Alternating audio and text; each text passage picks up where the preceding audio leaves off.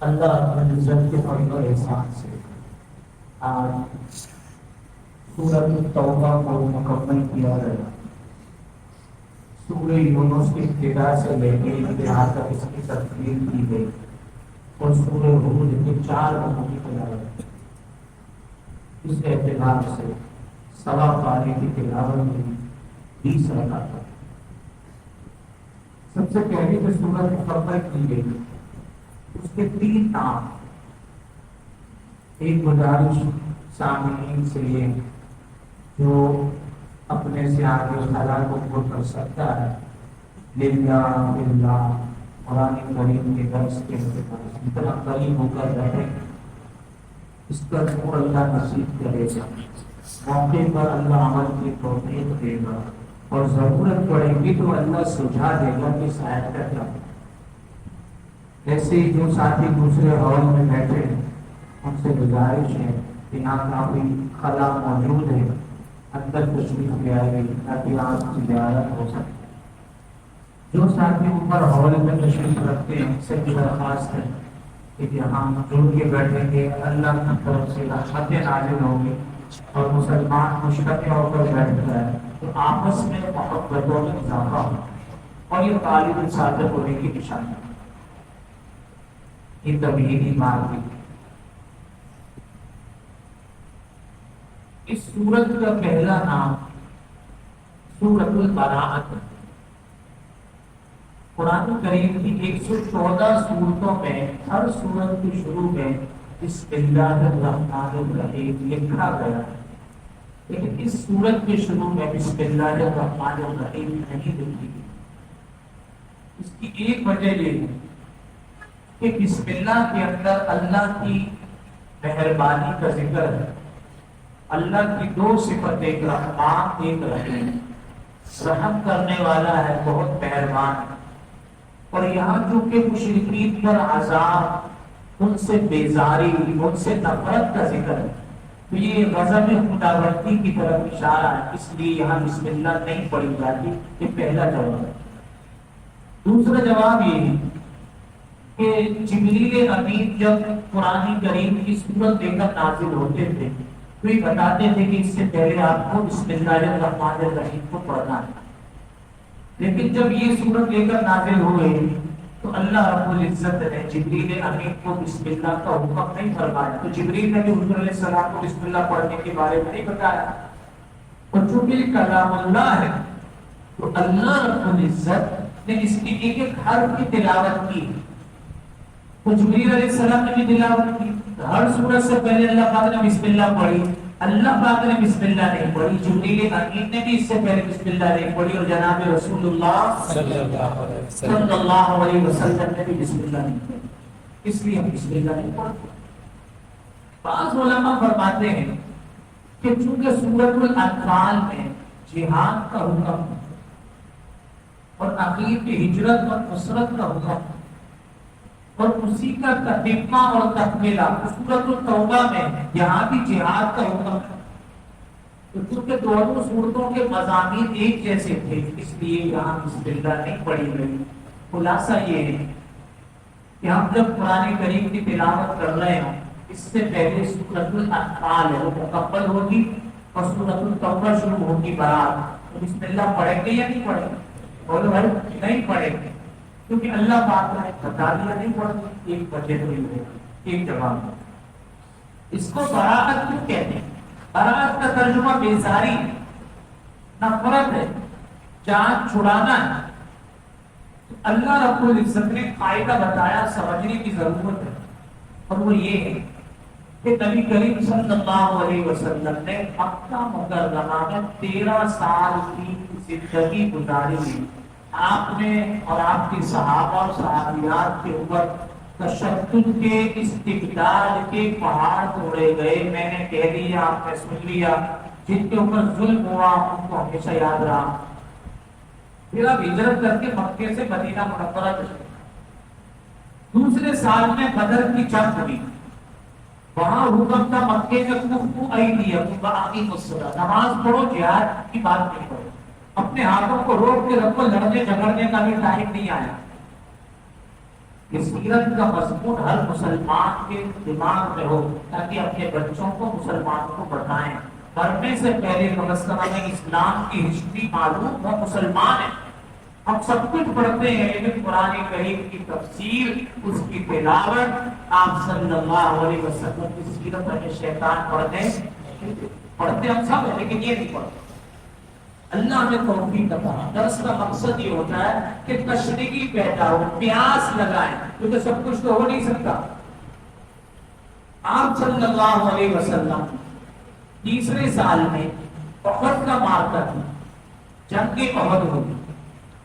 پھر جب ہجرت کا چھٹا سال آیا تو آپ صلی اللہ علیہ وسلم نے خواب دیکھا جس کا ذکر 36 پارے میں سورۃ فتح میں آیا کہ میں اپنے 1500 صحابہ کو لے کر حرم شریف جا رہا ہوں اور بیت اللہ کا طواف کر رہا ہوں. طبیعت مچل گئی تو حرم شریف چلو تیاری کرو. نبی کا جو خواب ہوتا ہے وحی الہی پر مشتمل ہوتا ہے، وہی ہوتا ہے.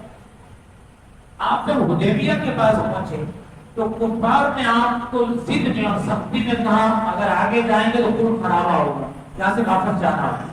خوب بحث ہوئی اور صحابہ کرام کو واپس جانا.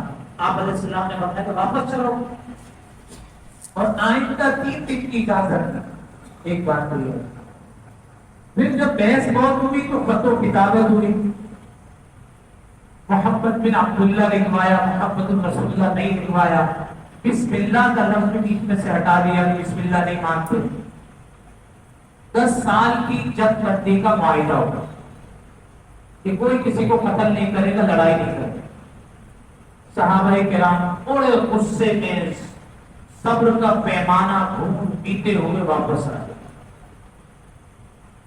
جب واپس تشریف لے آئے تو جتنے عرب کے قبائل تھے وہ سنتے تھے کہ مکے والوں نے مسلمانوں پر، اپنے قریش اور قبیلے والوں پر بہت ستایا، ان کو وہاں سے جانا پڑا. اب ان کو اسلام، مسلمان اور جناب رسول اللہ صلی اللہ علیہ وسلم کو قریب سے دیکھنے کا موقع ملا تو وفود آتے رہے. اللہ پاک ہمیں مدینہ منورہ کا دیدار نصیب فرمائے، روزہ اطہر کی زیارت نصیب فرمائے. تو روزہ اطہر کی دیوار کے ساتھ ایک جگہ ہے جس کو ریاض الجنہ کہتے ہیں. آپ علیہ السلام کا فرمان عالی شان ہے ما بین بیتی و ممبری روضۃ من ریاض الجنہ. میرے گھر اور ممبر کے بیچ میں جو ٹکڑا ہے نا، یہ سیدھا اٹھا کے جنت میں چلا ہے. بہت رش ہوتا ہے وہاں، تو اس میں ستون ہے، جیسے ستون ہے ہرے کلر سے سب پہ لکھا ہوا ہے نام. ایک جگہ کا نام ہے اسطوانۃ الوقود. اسطوانہ عربی میں ستون کو کہتے ہیں، وقود وقت کی جمع ہے. تو جتنے غیر لوگ باہر سے آتے تھے آپ علیہ السلام ان کو یہاں ٹھہراتے تھے. 3 دن 7 دن 15 دن تک ان کو ٹھہراتے. غربت بہت تھی. کوئی صحابی کہتے چلو میں ایک دن کا ایک ہفتہ میں کر لوں گا، دوسرے کہتے میں کر لوں گا. کچھ صحابہ کہتے ہم ان کو دین سکھا دیں گے، ایمانیات سکھا دیں گے، توحید سکھائیں گے، رسالت، آخرت، قرآن، جو کچھ دین تھا اس کو سکھا دیں گے. جو کچھ اس میں پڑھتے وہ واپس چلے جاتے. اس کو اسطوانۃ الوقود. تو بہت سارے لوگ اسلام میں داخل ہوئے، بہت سارے قبیلے مسلمان. جب 7 ہجری ہوا تو 7 ہجری کے اختتام کے بعد جب 3 دن آپ واپس عمرہ کر کے آ گئے، کیونکہ 6 میں تو واپس کے 3 دن کا وعدہ کیا، جنگ بندی کا تھا، سارے لوگ آ رہے تھے مسلمانوں کو دیکھنے. 8 ہجری میں اللہ رب العزت نے ایک غیبی سبب چلایا اور مسلمانوں نے مکہ مکرمہ کو کیا کر لیا؟ فتح کر دیا. جب سارا حجاز مقدس آ گیا، اب آپ علیہ السلام نے امیر الحاج بنایا حضرت ابو بکر صدیق رضی اللہ عنہ. حج بھی کر کے آؤ اور 3 اعلان کر کے آؤ کہ اب بیت اللہ کا کوئی ننگا طواف نہیں کرے گا. نمبر 2، کوئی مشرک بیت اللہ کے قریب نہیں رہے گا. یہاں اگر کلمہ پڑھ کے توحید کو دل میں پیوست کرنا ہے تو رہو، ورنہ آپ یہاں نہیں رہ سکتے. اور 360 فٹ جو تم نے بیت اللہ میں ڈالے تھے، ابراہیم علیہ السلام نے توحید کی بنیاد پہ بیت اللہ بنایا ہے۔ اس کو تو خود پرست نے صاف کیا، تم نے اس کو بھر دیا بتوں سے، تو خود بھی صاف کریں گے۔ اب وہاں زبیر بن العوام بھی ساتھ تھے، ایک اور صحابی بھی ابو مرثد بنوی بھی ساتھ تھے، اور پوری جماعت بن کے چلی۔ آپ علیہ السلام کے دل میں آیا، اللہ کی طرف سے اشارہ بھی آیا، اتنے بڑے بڑے آپ اعلان کرنے جا رہے ہیں، آپ خود چلے جاتے ہیں یا آپ کی اہل بیت میں سے کوئی جاتا؟ تو چنانچہ حضرت علی رضی اللہ تعالیٰ عنہ کو پیچھے سے بھیجا کہ آپ جا کے وہاں اعلان۔ جب آپ پہنچ گئے تو حضرت علی رضی اللہ تعالیٰ عنہ سے مل کے حضرت ابوبکر صدیق نے پوچھا کہ خیریت سے آئے؟ کہا خیریت سے۔ تو حضور علیہ السلام نے فرمایا کہ وہ اعلان میری زبان سے ہو جائے، تو 3 اعلان کہ 360 فٹوں سے بیت اللہ کو کیا کریں گے؟ صاف کریں گے، صاف۔ کوئی ننگا ہو کر بیت اللہ کا طواف نہیں کرے گا، اور کوئی مشرک اب جزیرہ عرب میں نہیں رہے گا، عرب سے باہر جاؤ۔ تو حضرت ابوبکر صدیق نے پوچھا کہ اس جماعت کے امیر صاحب آپ ہیں یا میں؟ انہوں نے کہا امیر تو آپ ہیں، وہ بے شدہ ہے، بس یہ اعلان میری زبان سے ہو۔ یہ 3 اعلان ہوئے، سارا عرب، سارا حجاز حیران ہو گیا کہ اب اسلام کے پھلنے پھولنے کا وقت آیا، خوف کا دبنے کا وقت کیا ہو گیا؟ ختم۔ اڑتے اڑتے یہ بات بھاگ بیٹھ گئی مسلمانوں کی، اسلام کی۔ 2 سپر طاقت ہے، ایک فارس کی اور ایک روم کی۔ رومیوں کو پتا چلا کہ یہ تو بہت تیز ہو گئے، یہ تو ہم پہ بھی حملہ آور ہوں گے، چلو ایسا کرتے ہیں ان کے اوپر حملہ کرتے ہیں۔ اللہ رب العزت نے ان کے ناپاک ارادوں کے بارے میں جناب رسول اللہ صلی اللہ علیہ وسلم کو خبر کر دی۔ آپ علیہ السلام نے فرمایا ہم انتظار کرتے رہیں گے، وہ مدینے پہ چڑھائی کریں گے تو ہمیں دفاع کرنا پڑے گا۔ اللہ نے جو طاقت عطا فرمائی ہے تو کیا ہی اچھا ہو کہ ہم اقدام کریں اور ان کے اوپر حملہ بولتے ہم حملہ کریں۔ چنانچہ آپ صلی اللہ علیہ وسلم نے پہلی دفعہ کچھ نئے کام اور فرمایا کہ ایک ایمرجنسی اعلان ہے پورے مدینے میں، سب کی چھٹی بند ہے، کوئی کہیں نہیں جائے گا، ہمارے ساتھ چلے گا غزوے کے لیے۔ شدید گرمی تھی۔ دوسرا یہ اعلان کیا کہ میں خود رسول اللہ صلی اللہ علیہ وسلم مسلمانوں سے چندے کی اپیل کرتا ہوں۔ اور تیسری بات فرمائی کہ عورتیں، بوڑھے لوگ، معذور لوگ، بیمار لوگ اور بچے، 5 قسم کے لوگ نہیں جائیں گے، باقی کسی کو رخصت نہیں ہے، سب ہمارے ساتھ جائیں گے۔ مسلمانوں کا پہلے حال یہ تھا کہ غربت تھی، افلاس تھا، اور جب مسلمان مدینہ منورہ سے آئے ان کو مہاجرین کے جو مدینے کے رہائشی ان کو انصار کہتے ہیں، انصار کی بڑی قربانی تھی۔ انہوں نے کہا آپ ہمارے بھائی ہیں، 80 گز کا پلاٹ ہے تو 40 گز کا آپ کا ہوگا، 40 کا ہمارا۔ 2 دکانیں ہیں، 2 زمینیں ہیں، ایک پہ آپ کھیتی باڑی کریں گے، دوسرے پہ میں کروں، ایک آپ کو ہدیہ ہے۔ ہر چیز میں ان کو شریک کر لیا۔ تو انصار کا یہ حال ہوا کہ وہ قرضوں میں ڈوب گئے، قرضوں، اور بیچ میں سفر بھی آتے تھے۔ بدر کا موقع آیا، احد کا موقع آیا، حنین کا موقع آیا، خیبر کا موقع آیا، بہت سارے غزوات ہوئے، اس میں پیسے بھی خرچ ہوتے تھے، لوگ بھی شہید ہوتے تھے، یہ بہت ساری چیزیں جمع ہو گئی۔ اور اب تبوک میں جانے سے پہلے جو کھجوریں تھی اس کی پیداوار بہت زیادہ تھی، تو انہوں نے کہا اس دفعہ کچھ کمائی کر لیں گے، پیداوار سے فائدہ اٹھا لیں گے اور قرضہ بھی ادا کر لیں گے، اور کیا ہوگا کہ ہم کچھ آرام بھی کر لیں گے۔ اور اچانک ہنگامی اعلان ہوا کہ بھائی سب کو کہاں چلنا ہے؟ تبوک چلنا ہے، شدید گرمی ہے اور سفر پہ چلنا ہے، اور کسی کو چھٹی نہیں ہے۔ چھٹے کا اعلان ہوا تو 2 قسم کے لوگ تھے، ایک اونچے طبقے تھے، حضرت ابوبکر صدیق رضی اللہ تعالیٰ عنہ نے گھر کا سارا ہی سامان لا کے رکھا، حضرت عمر فاروق رضی اللہ عنہ فرمانے لگے آج بڑا اچھا موقع ہے، حضرت عمر صدیق سے آگے نکل جاؤں. انہوں نے آدھا سامان رکھا. آپ علیہ السلام کا سوال یہ نہیں تھا کیا لائے، یہ پوچھتے تھے گھر میں کیا چھوڑا. حضرت عمر صدیق عرض کرنے لگے اللہ اور اس کے رسول کا نام چھوڑا، میں نے سوئی بھی نہیں چھوڑی، سب کچھ لے آیا. حضرت عمر فاروق سے پوچھا کیا چھوڑا، تو آدھا گھر میں رکھے آدھا لے کر آیا. حضرت عثمان رضی اللہ تعالیٰ نے اعلان کیا کہ جتنا ہمارا لشکر ہے 30,000 کا، 70,000 کا، 40,000 کا، مختلف روایتیں، وہاں لاکھوں سے جنگ کرنی، ان سب کا ایک پٹا تھی جو خرچہ سواری میں عثمان غنی رضی اللہ تعالیٰ.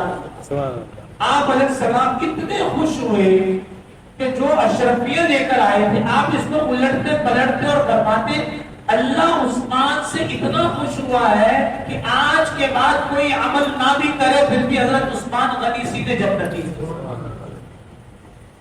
اچھا دوسرا جو طبقہ تھا غریب صحابہ کا تھا، صحابہ نے کہا چندہ تو ہم بھی دیں گے. ایک صحابی نے دیکھا گھر میں کیا صرف ایک کھجور ہے. کراچی کا پورے غریب فقیروں کو بھی دیکھ لیں تو کوئی ایسا غریب نہیں ملے گا آپ کو پوری کراچی دیہاتوں میں مانگنے والوں میں بھی، تو بس انہیں بہت ہوتا ہے. تو ایک کھجور کا دانہ تھا. ایک بیوی سے کہا کہ میں وعدہ کر لوں گا آدھا دانہ تم کھا لو اور آدھا کھجور کا ٹکڑا میں چندے میں ڈال کے آتا. اتنا بڑا دل بولتا چاہیے، سب لوگ دیکھ بھی رہے. ایک صحابی گھر میں گئے، ان کے پاس کچھ نہیں تھا، جھاڑو دے دو. انہوں نے گھر میں جھاڑو لگانا شروع کیا.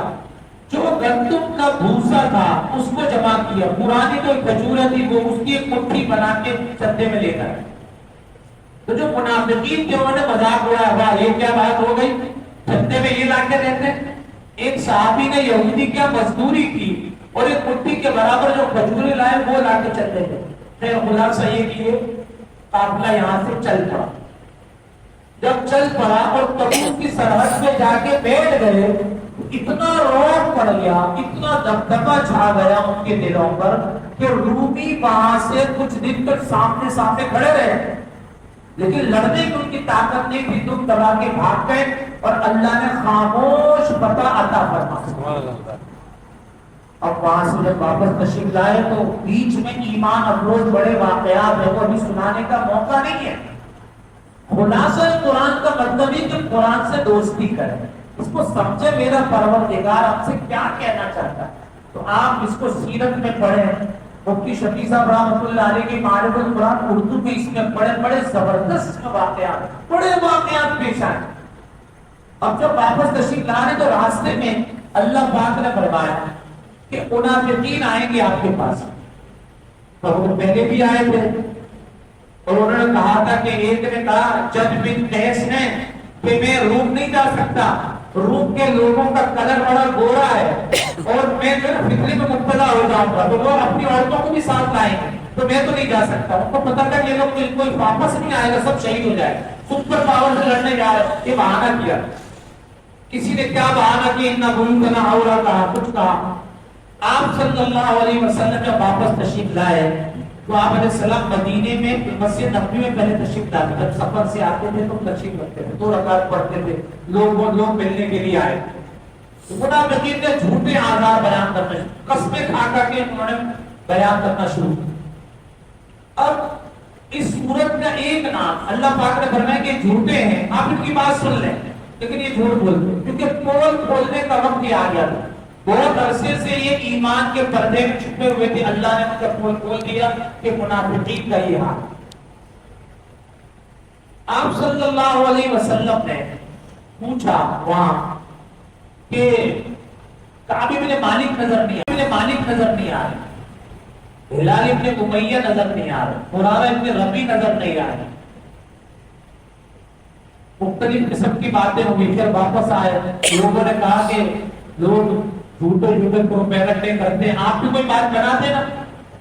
کعب بن مالک فرمانے لگے کہ میں کچھ بول بھی دوں، بولنا تو مجھے بھی آتا ہے، لیکن وہی اگر نازل ہو گئی تو میری کیا عزت رہ جائے. تو جا کے تینوں نے کہا کہ ہم آج جاتے ہیں، کل جاتے ہیں، اچھی سواری ہے، اچھے حالات ہیں، اسی میں ہم رہ گئے اور یہی سچ ہے. آپ علیہ السلام نے فرمایا آپ نے سچ بولا ہے، اب آپ انتظار کیجیے، آپ کا فیصلہ اوپر سے.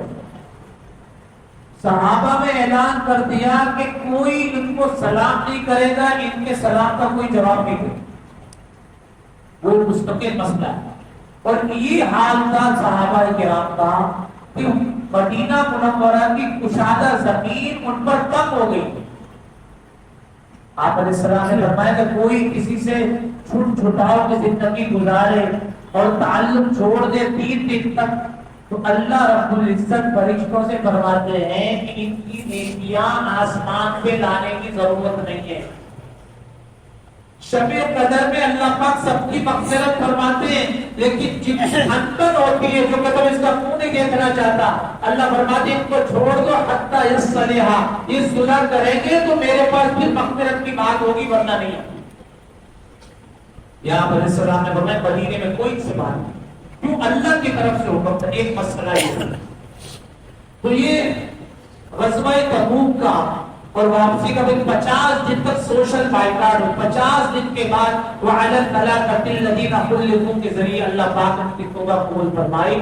تو حضرت رسول پاک صلی اللہ علیہ وسلم نے فرمایا اے کعب، آج اتنی برکت والا دن ہے، تیری مانت نے جو جنا ہے نا وہ بھی اتنا مبارک دن نہیں تھا جتنا آج کا دن ہے۔ جبریل تمہاری توبہ کی قبولیت کی آیتیں لے کر آئے۔ ایک بات تو یہ ہو گئی۔ پھر اللہ رب العزت نے منافقین کے پول کھولے اور انہوں نے اس میں جو مسلمانوں کا مذاق اڑایا اور یہود و نصارہ کے ساتھ ہو گئے، تو اللہ رب العزت نے فرمایا کہ ان کا وہ حشر کریں گے جو قوم نوح، قوم عاد، قوم ثمود، قوم ابراہیم، قوم شعیب اور قوم لوط کا جو عذاب آیا، یہ منافقین پر وہی عذاب آیا۔ کیونکہ اب وہ واضح ہو گئے کہ یہ لوگ منافق ہیں، یہ پکے سچے نہیں ہیں۔ یہ غزوہ تبوک کا ایک مقصد یہ تھا کہ کھڑے اور گھوٹے کو الگ الگ کرنا، اب یہ چھپ کے نہیں رہ سکتے۔ تیسری بات اللہ رب العزت نے سورہ یونس پڑھنے کی توفیق عطا فرمائی۔ سورہ یونس حضرت یونس علیہ السلام کے نام پر ایک سورت ہے، جلیل القدر ہے، یونس ابن متہ نینوا کے یہ نبی ہے۔ اللہ رب العزت نے ان کے نام سے ہی یہ سورت نازل فرمائی، اور اس میں قرآن کریم میں اس کو حقانیت کے ساتھ فرمایا کہ تلک آیات الکتاب الحکیم، یہ حکمت سے بھری ہوئی کتاب کی آیتیں ہیں۔ لوگوں کو بڑا تعجب ہوتا ہے کہ ایک آدمی کے اوپر وحی آئی تو آپ دیکھیں 1.25 انبیاء ہیں، ان پر تو کسی نے اعتراض نہیں کیا، اور رسول پاک صلی اللہ علیہ وسلم کی ہر بات پر کبھی کہتے ہیں شاعر ہے، کبھی کہتے ہیں ساحر ہے، کبھی کہتے ہیں جادوگر ہے، کبھی کہتے ہیں نجومی پرست ہے۔ تو یونس علیہ السلام کی قوم کا قصہ آیا جس کی تفصیل انشاءاللہ کل عرض کی جائے گی۔ اللہ رب العزت نے سورہ ہود کے بھی کچھ 4 رکوع پڑھنے کی توفیق عطا فرمائی۔ اس میں بھی مختلف انبیاء علیہ السلام کے واقعات کو بتایا ہے، توحید کا ذکر ہے، قرآن کی حقانیت کا ذکر ہے، آپ علیہ السلام کی رسالت کا ذکر ہے، اور ساتھ میں قرآن کریم کی صداقت، یہ دستور زندگی، یہ آئین اور یہ قانون کی کتاب ہے۔ اس کو جو آگے رکھے گا یہ کتاب اللہ اس کا ہاتھ پکڑ کے جنت میں لے جائے گی، جو اس کو اگنور کرے گا، نہ تلاوت نہ اس کی ترجمہ تفسیر، تو پھر یہ اس کو پسے پوش ڈالے گا، تو پھر وہ جنت میں بھی نہیں جانے دے گا، اس کو دوزخ میں گرا دے گا۔ سورہ ہود اور یونس کے متعلق تفصیل انشاءاللہ تعالی اس کی جائے گی۔ اللہ رب العزت ہمیں عمل کرنے کی توفیق عطا فرمائے۔ الحمدللہ رب العالمین والصلاۃ والسلام علی اشرف الانبیاء والمرسلین۔ اے اللہ ہمارے جمع ہونے کو اپنے بارگاہ عالی میں شرف قبولیت عطا فرما۔ قرآن سے تعلق عشق کی بنیاد پر اے اللہ ہمیں نصیب فرما۔ اے اللہ ہم سب کو قرآن کا قاری بنا، قرآن و سنت کا عالم بنا۔ اے اللہ قرآن و حدیث کے قریب ہونے کی توفیق عطا فرما۔ اے اللہ اس کے اندر دلچسپی پیدا کرنے کی توفیق عطا فرما، اور قرآن کا ناشر بنا، قرآن کا ہمیں داعی بنا، پوری دنیا میں قرآن و سنت اجماعی امت کو عام کرنے کی توفیق عطا فرما۔